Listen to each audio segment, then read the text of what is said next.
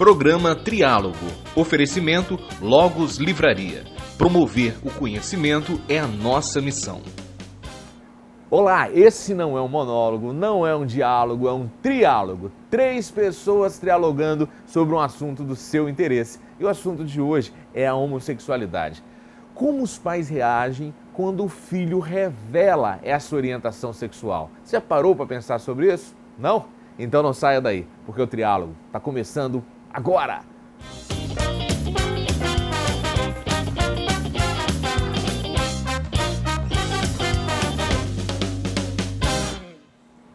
Quando a orientação sexual não está dentro dos padrões heteronormativos, a pessoa tem 3 caminhos. Ela pode fingir para si mesma não possuir esses desejos, pode fingir para a sociedade e ser algo que efetivamente não é, ou pode ser transparente. A pessoa que opta por ser transparente, às vezes encontra muitos problemas, como é o caso de um dos personagens desta edição do Triálogo. É o caso do Biriba Sampaio. Esse cantor, que hoje faz sucesso na noite capixaba, ele foi expulso de casa aos 11 anos, quando o pai descobriu a sua orientação sexual. Para ajudar a entender esse tipo de fenômeno na sociedade, eu tenho também aqui o Toninho Lopes, que é professor e militante das questões LGBT. Antes da gente começar a trialogar sobre esse assunto, eu gostaria que você assistisse a esse vídeo. A gente usa esse termo que é fácil para todo mundo entender, viver dentro do armário. O que é esse armário? É um limite que a gente se impõe, escolhendo com cuidado como é que a gente vai se apresentar na sociedade, dentro de casa, ou até como é que a gente vai agir com a gente mesmo. É na verdade quando você ainda não se sente pronto para admitir para o mundo qual a sua forma de amar. Você fica com medo de ser alvo de piadinhas, você se esconde de tudo. Até o medo de você perder o emprego, pro inferno, das pessoas não te amarem mais, tem medo de ser deixado para trás. Mas eu tô aqui para te lembrar que existe uma única pessoa que nunca vai te deixar para trás. Uma pessoa que sempre vai estar do seu lado, que sempre vai te apoiar. De quem que eu tô falando? De você. Sim, você. Você deve ser o seu melhor amigo nessa hora. Por isso, o primeiro passo é você se aceitar para si mesmo. Entender que não tem nada de errado em ser quem você é. Realmente, abraçar quem você é. Entender que essa condição com a qual você nasceu não te torna melhor nem pior do que ninguém. Se as pessoas não te aceitam assim, o problema tá nelas, não em você. É aí que você realmente percebe o sentido da palavra orgulho, se amar. Vou te dar essa dica aqui, não vai esquecer dela, hein? O amor próprio é uma das melhores maneiras para você lidar com grandes dificuldades na sua vida. Não só com o fato de você estar no armário ou não. Porque uma vez que você se ame, uma vez que você se aceite, vai ficar mais fácil você expor isso pro mundo. Estou falando da sua família. Quanto mais proximidade a gente tem das pessoas, mais difícil é pra gente contar pra elas. Porque a gente fica com muito medo de decepcionar, a gente sente vergonha por não conseguir comentar aquele jogo de futebol, quando na verdade você queria estar assistindo e comentando as patricinhas de Beverly Hills. Às vezes eu também me sinto assim, tipo, nossa, eu não sou aquele filho que meu pai esperava. A gente nunca vai ser alguém que supre todos os sonhos e expectativas dos nossos pais. Isso jamais aconteceria mesmo que você fosse hétero. Mas na verdade, o que os pais esperam é que a gente seja feliz. E se assumir é um passo fundamental para a sua felicidade. Toninho, o que ela coloca é muito claro, né? Talvez esse seja um dos maiores dilemas de quem se percebe fora do padrão heteronormativo, né? Exatamente. E esse armário, né, estar dentro do armário asfixia, adoece as pessoas, né, e acaba adoecendo a sociedade. Então, sair do armário, ter a força para se mostrar para a sociedade como você é libertador, né? Então, assim, eu acho muito interessante esse chamamento aí, né, até com tom leve, mas é um assunto muito sério. Nossa sociedade tem diversos problemas por conta das pessoas não se colocarem, não terem a possibilidade de se apresentarem para o outro, para as pessoas mais próximas, para a família, para os amigos, como elas são. Então, sair do armário faz bem.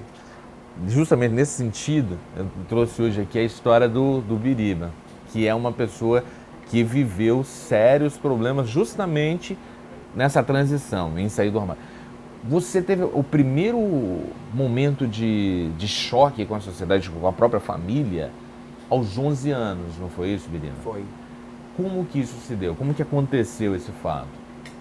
Bom, porque o meu pai, ele descobriu, né, a minha homossexualidade. Na verdade, os pais sempre sabem, né, mas eles não querem, como tem o ditado, que o pior cego é aquele que não quer ver. Mas ele tinha uma esperança, que eu conheço vários amigos meus que brincaram de boneca comigo e hoje são héteros, né, mas eu acho que tudo que tem que ser é, entendeu? Seu pai descobriu em que circunstância? O meu pai descobriu, ele leu um diário meu. Ele leu um diário, ele desconfiou que eu trancava a porta do meu quarto e ele desconfiou, assim, por que eu estava trancando a porta? Não tinha necessidade, não tinha nada de valor ali dentro. Aí um dia eu voltei do colégio, né, cheguei, meu quarto estava arrumadinho do jeito que eu deixei, mas o meu pai, ele tinha fuçado lá, ele achou meu diário, ele leu e começou a jogar na minha cara, falar tudo que Tinha lido. que ele tinha lido. Aí eu falei assim, porra, você leu meu diário. Mas um homem tem um diário, eu não acho, tudo bem. Tem gente que, como é que eu posso dizer? Tem pessoas que acham assim, que um homem não pode lavar uma vasilha, não pode ter um diário. Eu acho que vai de cada pessoa, né? Isso não tem nada a ver não, só porque o homem gosta de lavar uma vasilha, ter um diário, não quer dizer que ele seja homossexual, né? Aí o meu pai leu esse diário, entendeu? Ele falou assim, então... Aí ele perguntou se eu era, eu falei assim, sou. Aos 11 anos. Aos 11 anos. E aí, qual foi a consequência disso? A consequência é que eu tive que sair de casa. Ele te expulsou de casa aos 11 anos. Você morava onde? São Gabriel da Palha. São Gabriel da Palha. E você permaneceu em São Gabriel da Palha ou você buscou outro... Permaneci em São Gabriel da Palha. Vivendo onde? Eu fui morar num bar, entendeu? Trabalhava ali a troco da comida. Eu trabalhava, lavava o copo. E nesse bar frequentava, assim, algumas garotas de programa, entendeu? Bar de trecho. É normal você ver nessas rodovias hoje em dia. E conheci um travesti ali. A Michelle, entendeu? Que foi uma pessoa que me acolheu na casa dela. Não vou dizer que ela foi uma má influência, porque eu acho que tudo na vida da gente a gente escolhe. Ela foi uma espécie, na medida que você perdeu sua família, ela passou a ser sua família naquele momento? Ela me acolheu, lógico, ela me acolheu. E eu comecei a me transvestir, porque eu achei legal, né? Comecei a me transvestir, passei o processo de hormonização com 11 anos de idade. Muitas pessoas acham que eu faço a minha voz, mas não, a minha voz, ela, né? Mas eu tô tentando trabalhar isso em mim.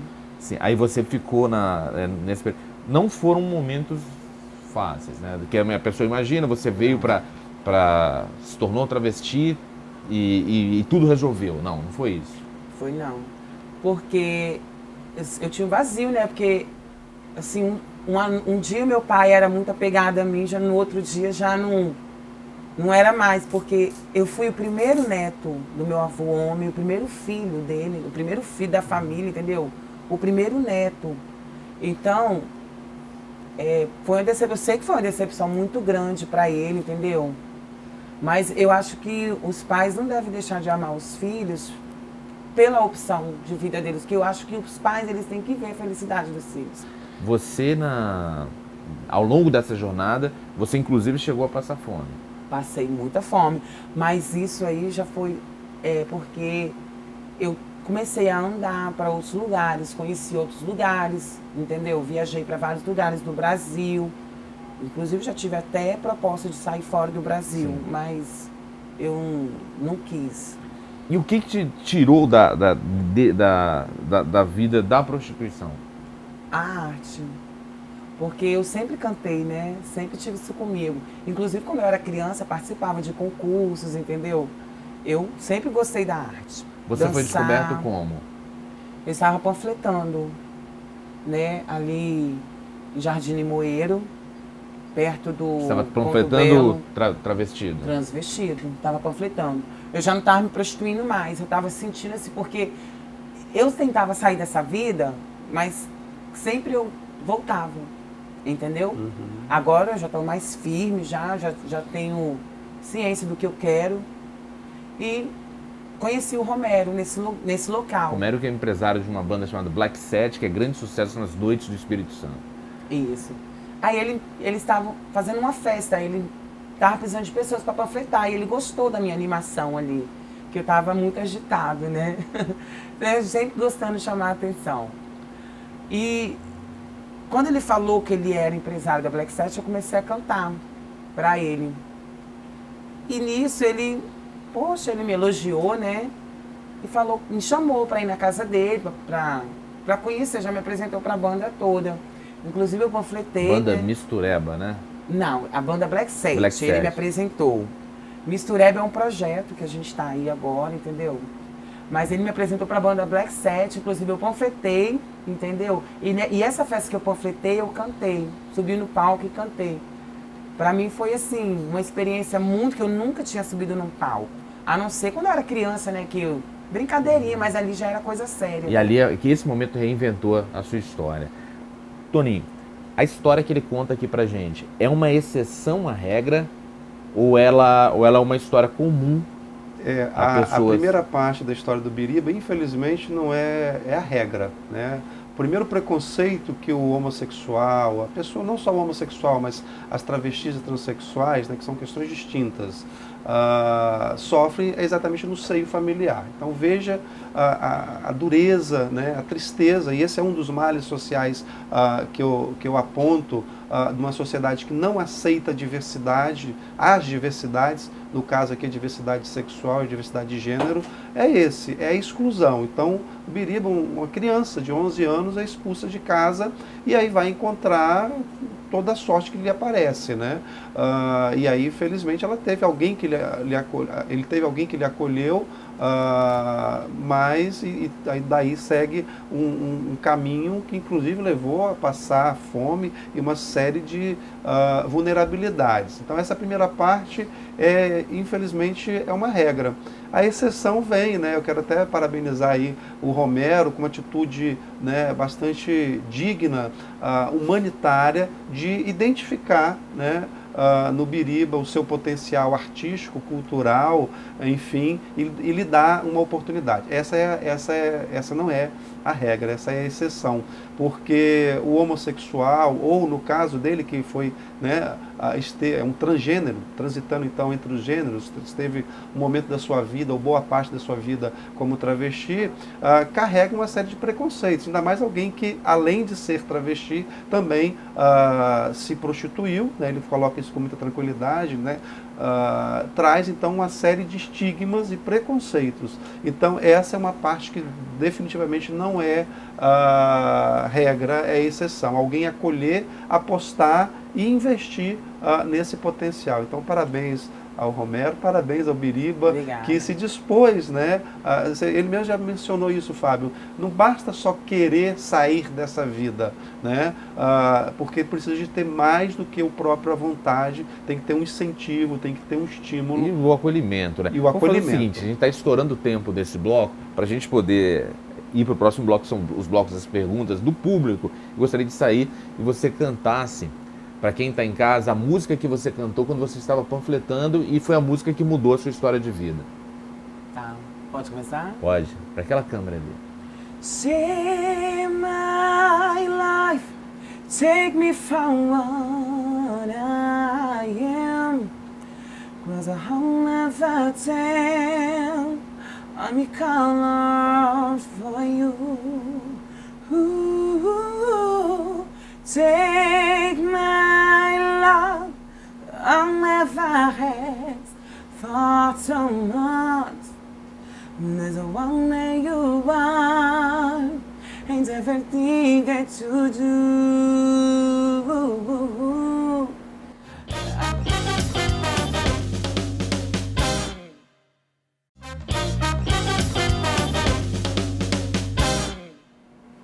Estamos de volta com o Triálogo, que nesta edição está trialogando sobre a questão do sair do armário, esse grande momento chave na vida de toda pessoa que foge ao padrão heteronormativo. Para conversar sobre esse tema, a gente tem o Biriba Sampaio, esse grande artista, e temos também o Toninho Lopes, militante das questões LGBT no Espírito Santo, no Brasil e no mundo. Neste bloco, eu apresento as perguntas que foram feitas pelo público, e a primeira pergunta foi essa. Em que momento da vida dos filhos os pais possuem mais dificuldade em ouvir esta revelação? quando o filho já está criado ou quando ainda está por ser criado? Sérgio Santos, Serra. Eu acho que depois de toda uma trajetória do filho criado, que aí pode abrir espaço para já ter constituído família, por exemplo, porque estar dentro do armário leva a isso, né? As pessoas se moldarem para aquilo que a sociedade lhes exige, e aí eu imagino que esse segundo momento seja mais doloroso, porque já teve toda uma trajetória desconhecida daquele filho, daquela filha. Né? Mais do que a expectativa, né? Tem toda uma parte, revela-se aí todo um percurso desse filho ou dessa filha que foi absolutamente desconhecido. O que me levou a falar, mamãe, eu sou gay, foi exatamente a preocupação de não deixar chegar nesse ponto, de ter um pedaço da minha vida que é secreta, que é obscura, né? Então, isso se deu com quantos anos? Foi mais ou menos entre os 17, 18, por aí, mais ou menos nesse momento. De maneira geral, isso acontece em que idade? Tem algum estudo, alguma percepção? Ô Fábio, isso é variado, né? Você vê que o Biriba mesmo falou que com 11 anos ele já tinha a noção de que não era heterossexual, né? Mas então, antes também eu já... Então, já. Assim, as pessoas percebiam, né, que as pessoas têm a maneira de dizer que isso é uma safadeza, entendeu? Inclusive no caso, como você comentou, que muitos, né, depois que casam, entendeu? Conheço um caso, entendeu? Mas por que acontece isso? Porque às vezes os pais, entendeu? Eles não conversam com isso, né, com os filhos. Então, bota medo, entendeu? Quando as pessoas, não, meu filho é macho, meu filho é macho. E pelo mundo que a gente vê hoje, a gente vê que o mundo do homossexualismo é um mundo sofrido, por muito preconceito. Então, essas pessoas que são e não se assumem, que estão no armário, eles se acanham, entendeu? Ali dentro, eles não querem mostrar para o mundo que é para não passar, entendeu? O preconceito que eles veem que muitos passam. Então, acaba acontecendo isso. E há uma grande incompreensão também, porque a criança, o adolescente, o pré-adolescente, a sexualidade tem uma outra conotação, dimensão, né? que é diferente para o adulto, enfim. Então as pessoas têm um grande medo, né? O preconceito é isso, traz medos diante do desconhecido. E aí por isso que quanto mais diálogo, pais, professores, né, quanto mais espaços para troca de ideias, mais salutar, mais saudável teremos as relações sociais construídas. Vamos para a próxima pergunta. Se não existisse Bíblia, existiria o preconceito? Quinho Borges, Vila Velha. Bom, de fato, uma boa base das dificuldades que nós encontramos é exatamente no fundamentalismo religioso. O fundamentalismo religioso tenta pautar as políticas públicas no sentido da desconstrução, no sentido obscuro, né, que é exatamente proibir. Chegamos agora, no mês de junho, foi o momento onde se votou os planos municipais de educação e todos os planos sofreram mutilações por conta da interferência desse fundamentalismo religioso. Chegando ao ponto, Fábio, de alguns municípios proibirem que os professores recebam formação. Não só retiraram a possibilidade de se incluir nas políticas educacionais o tema de gênero e diversidade sexual, mas em alguns pontos, em alguns municípios, chegaram à aberração de se proibir formação de professores nessas áreas. Então, eu acredito que o fundamentalismo religioso esteja trazendo grandes desajustes. Mas né? não é só o fundamentalismo religioso, existe a questão do machismo, existem outras dimensões também que expressam... Mas, só para concluir, a gente não pode culpabilizar a Bíblia, né? De forma alguma eu quero fazer isso, porque existem, inclusive, denominações religiosas que são absolutamente inclusivas, né? E que trazem as pessoas para o seu seio, independente da sua orientação sexual e da sua identidade de gênero. Vamos para a próxima pergunta. Alguns pais costumam dizer que prefeririam ter um filho traficante que um filho homossexual. Como lidar com argumentações tão agressivas e infundadas? Anthony Oliver, Cariacica. Muitos pais realmente falam isso, né? Mas eu conheço muitos amigos meus que não optaram, né, por ser travesti, viver uma vida que eu vivi, né? Mas, e que hoje tem uma boa colocação na sociedade, entendeu? E o fato do pai dizer isso para o filho, preferir, isso é um machismo, porque o preconceito tá... Eu acho que o preconceito é a pessoa, ela tem vontade, assim, de fazer aquelas coisas e não faz, entendeu?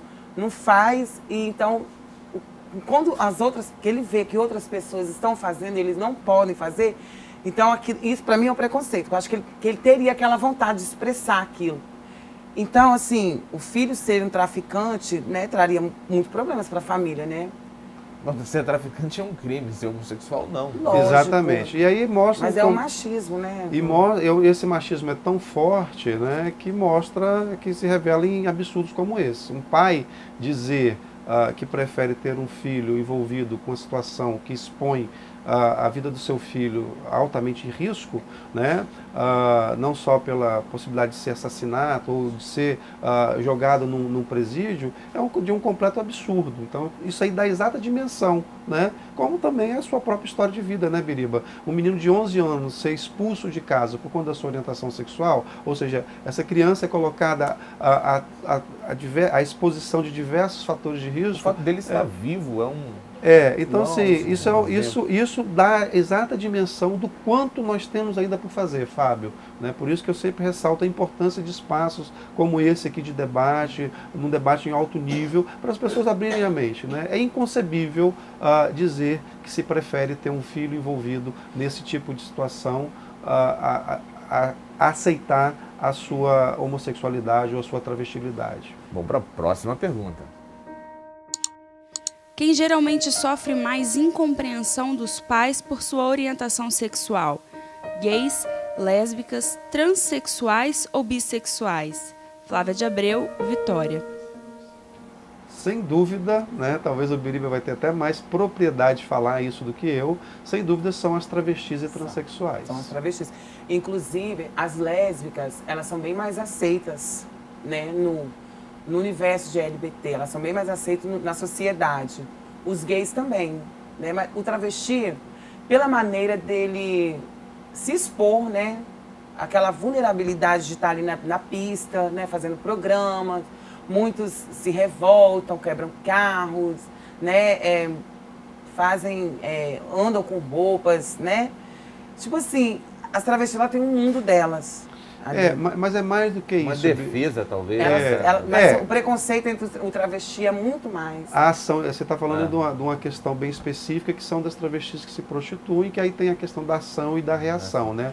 Mas até o travesti que tem o seu salão de beleza, que tem muitas travestis que não fazem pista, não. Eu conheço muitos, né, que trabalham, mas é nesse ponto que eu quero falar, né? A gente tem aqui no Espírito Santo uma que é presidente de Câmara dos Vereadores, né? Já foi. A Moa Célia, lá na cidade de Nova Venécia. Já presidiu, está em outro mandato agora, inclusive se recuperando de uma grave situação de saúde, né? Toda sorte aí para a Moa. Mas o que eu queria apontar é exatamente que as travestis e as transexuais, né, trazem no seu corpo a transgressão da heteronormatividade. Porque o gay e a lésbica, porque eles são mais aceitos ou têm menos preconceito, porque estão mais próximos desse padrão heteronormativo, né? Tanto é que quanto mais afeminado um gay, quanto mais masculinizada uma lésbica, mais preconceito sofre. Já as travestis e transexuais é a expressão maior dessa transgressão, coloca bastante aspas aí, daquilo que a sociedade diz como norma, né? Que nasceu com pênis, tem que ser macho, viril, provedor. Nasceu com uma vagina, tem que ser dócil, meiga e do lar, né? Quando a gente sabe muito bem que os papéis não são assim definidos por essa genitália, por essa expressão de gênero. Por isso, sem dúvida, algumas travestis e transexuais são mais discriminadas e estão afastadas de diversos lugares da sociedade. Né? Vamos para a próxima pergunta. Vivo a bissexualidade desde os 17 anos.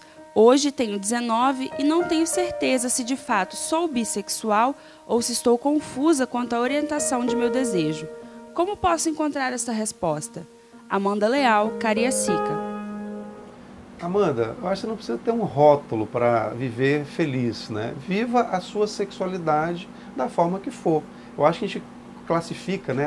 E o movimento LGBT traz esses rótulos, né? É mais com um tom didático, mas viva a sua sexualidade. Se nesse momento você está feliz com a menina, viva feliz com essa menina. Se mais adiante vai ser com o menino, viva com o menino sem se preocupar com os rótulos. É a minha dica. Não, é porque, inclusive, muitos já chegaram para mim e já disseram: ah, você, de repente, você é porque você nunca experimentou. Eu já experimentei já, entendeu? Né? Mas eu acho assim, é uma coisa que eu não sei, eu não me identifiquei muito. Mas eu acredito na bissexualidade, entendeu? Que nem o fato de um homem, ele pode ser hétero, mas ele pode ter uma curiosidade. Exatamente. E também tem que diferenciar dos momentos de experimentação com esse momento da definição. Eu, por exemplo, não experimentei e eu estou convicto que eu sou um gay assumido e não precisei experimentar para saber disso. Mas eu não consegui. Pois então, mas cada um tem a sua trajetória. Não, o mais certeza. importante é isso. E a bissexualidade é tema tabu, né? É um tabu também dentro do próprio movimento LGBT e para fora também. Mas o mais importante é as pessoas viverem a sua sexualidade plenamente, de modo saudável, seguro, né? Usando camisinha sempre. É sempre importante a gente lembrar disso, mas ter essa tranquilidade consigo mesmo já é um bom caminho. A gente, infelizmente, vai ter que encerrar esse bloco, porque as respostas foram amplas, foram densas, foram interessantes, e a gente vai para o intervalo agora. Eu queria que você cantasse só um trechinho de mais uma música pra gente sair desse bloco com você cantando. Um dia quero mudar tudo, no outro eu morro de rir. Um dia tô cheio de vida, no outro não sei onde ir. Um dia eu escapo por pouco, no outro não sei se eu vou me livrar. Um dia eu esqueço de tudo, no outro não posso deixar te lembrar. Um dia você me maltrata, no outro me faz muito bem. Um dia eu digo a verdade, no outro não engano ninguém. Tem dia parece que tudo tem tudo pra ser o que sempre sonhei. No outro dá tudo errado e acabo perdendo o que já ganhei.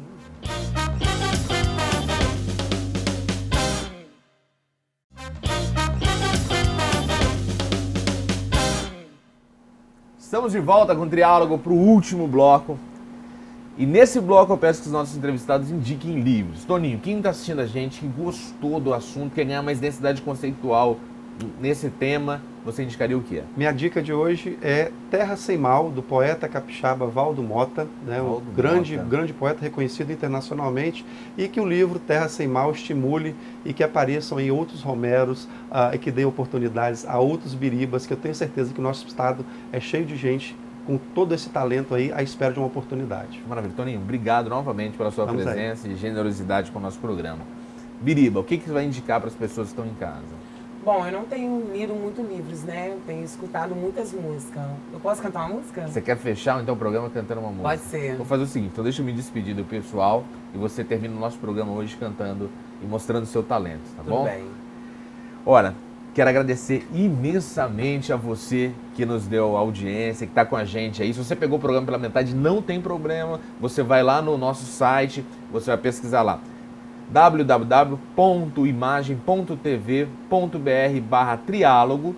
Lá tem essa edição do programa e todas as outras. Você pode assistir, indicar para as pessoas sem problema nenhum. Você pode ir no nosso Facebook, facebook.com/triálogo na TV, indicar um tema, indicar um entrevistado, porque a gente vai fazer um programa sob medida para você, tá bom? Muito obrigado pela sua audiência. Biriba, presenteie a nossa gente com o seu talento. Oh, meu Deus, me traz de volta essa menina, porque tudo que eu tenho é o seu amor. João de Barro, eu entendo agora. Por favor, me ensina como guardar meu amor. Meu amor. Muito show, muito bom. Obrigada.